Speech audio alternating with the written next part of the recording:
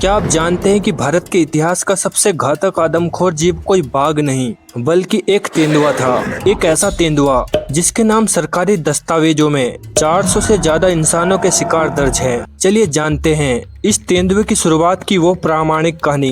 यह घटना साल 1900 के शुरुआती दशक की है, जब उत्तराखंड के कुमाऊं क्षेत्र के पनार इलाके में इस तेंदुए का खौफ शुरू हुआ था। महान संरक्षणवादी और शिकारी जिम कॉर्बेट की किताब मैन ईटर्स ऑफ कुमाऊं के अनुसार यह तेंदुआ पैदाइशी आदमखोर नहीं था। दरअसल एक अनाड़ी शिकारी की बंदूक से निकली गोली इस तेंदुए के मसूड़ों और दांतों को पूरी तरह जख्मी करके निकल गई थी। इस चोट की वजह से तेंदुआ प्राकृतिक शिकार जैसे फुर्तीले हिरण या जंगली सुअरों को पकड़ने में पूरी तरह असमर्थ हो गया। भूख से तड़पते हुए इस तेंदुए को जंगल में सूखी लकड़ियां बीनते हुए इंसान दिखाई दिए। तेंदुए ने महसूस किया कि इंसानों के पास न तो बचने के लिए तेज रफ्तार है और न ही आत्मरक्षा के लिए कोई प्राकृतिक हथियार।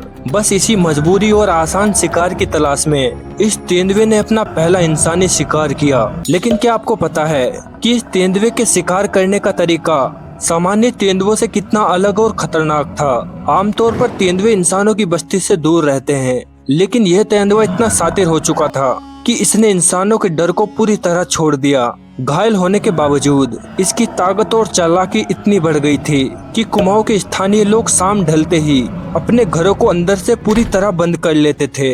लेकिन यह तेंदुआ सिर्फ जंगलों तक सीमित नहीं रहा। इसने बंद घरों के दरवाजों और खिड़कियां तोड़कर सोए हुए लोगों को उठाना शुरू कर दिया था। इस तेंदुए ने पनार में खौफ का वो मंजर कैसे पैदा किया जिसने पूरे गांव को खाली कर दिया था। जानने के लिए देखिए पार्ट 2।